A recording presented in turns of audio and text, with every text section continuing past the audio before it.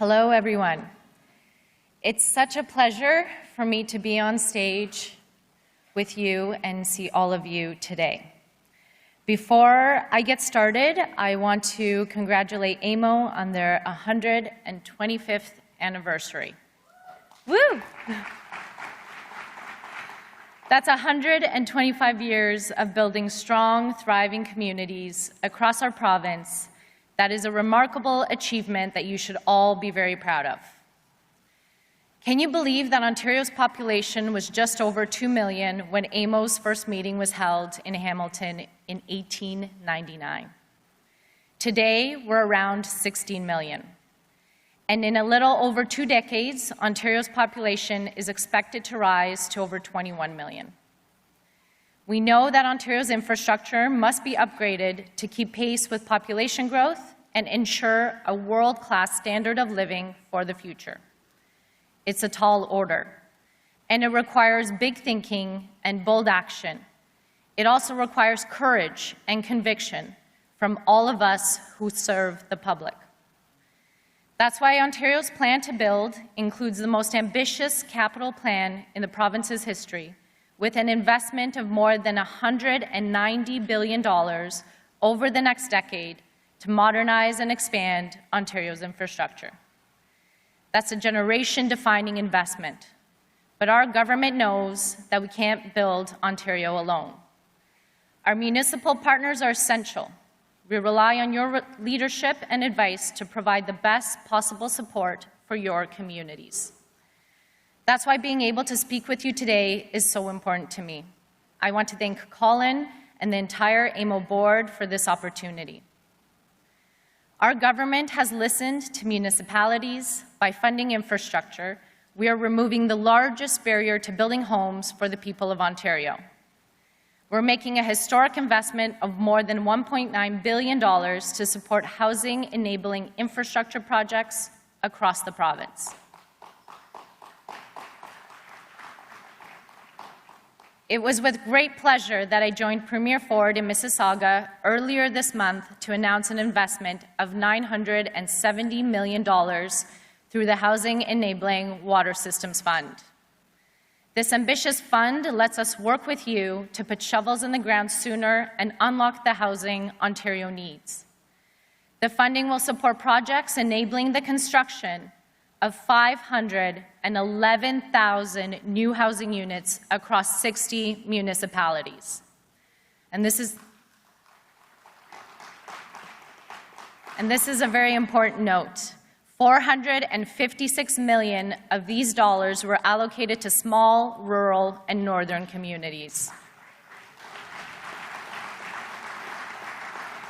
That 511,000 homes is more than a third of our government's 2031 goal. But ultimately, it's the results on the local level that count the most. In Peel Region alone, this funding is helping to deliver nearly 47,000 new homes. We'll be hearing more from municipalities all over Ontario as they announce their projects in weeks to come. And by the way, here, I need to thank Guelph's incredible Mayor, Cam Guthrie. His advocacy has been instrumental in this work, and he's doing an amazing job. Guelph is receiving over $2 million for this infrastructure to support nearly 2,000 new homes. I know Cam is going to do great things in his community. In response to the high demand for this program, we have invested an additional $250 million to launch a second intake. My ministry has been accepting new applications since August 14th and will do so until November 1st. I encourage all eligible municipalities to apply.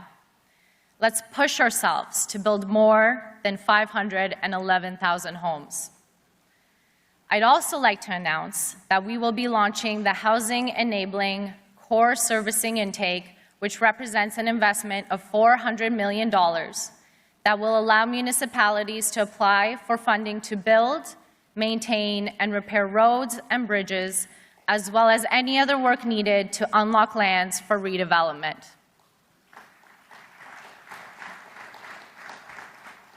And of that $400 million investment, we're allocating $120 million specifically for projects in small, rural, and northern municipalities.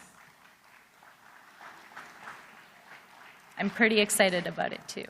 With $250 million more for water and $400 million for critical infrastructure, I'm confident that we will reach our goal of building 1.5 million homes across Ontario. We are getting it done together. As we work together to achieve these goals, we recognize that both municipalities and the province face challenges like inflation, supply chain issues, and labor shortages, issues beyond our control. That's why we are working with Infrastructure Ontario to adapt how we deliver our largest P3 projects so that we can stay on track and build hospitals, public transit, highways, long-term care homes, and schools across Ontario. Increasingly, this includes progressive procurement strategies, a more collaborative approach between parties to build very important projects like the Peter Gilgan Mississauga Hospital and the Ottawa Hospital Civic Campus redevelopment project. We're also exploring the use of innovative technologies like digital twins. A digital twin is a 3D virtual map of a current or planned infrastructure project. As an example, let's imagine that you're a construction worker on site. Imagine having the ability to see underground infrastructure on a tablet or a phone. Think about how much safer and easier it would be to build and make progress on that project. With these models, we can identify risks before physical work even starts. This technology is already being used in the UK, and our government is studying these applications very closely.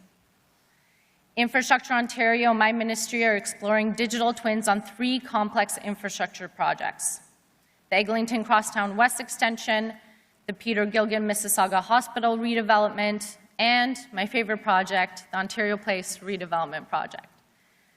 I look forward to seeing the lessons learned and collaborating with municipalities on strategies for the future.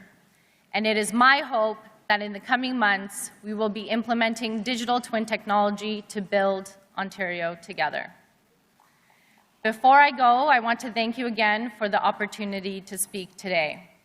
Our government stands ready to help you deliver the critical infrastructure needed in your communities. We are in your corner.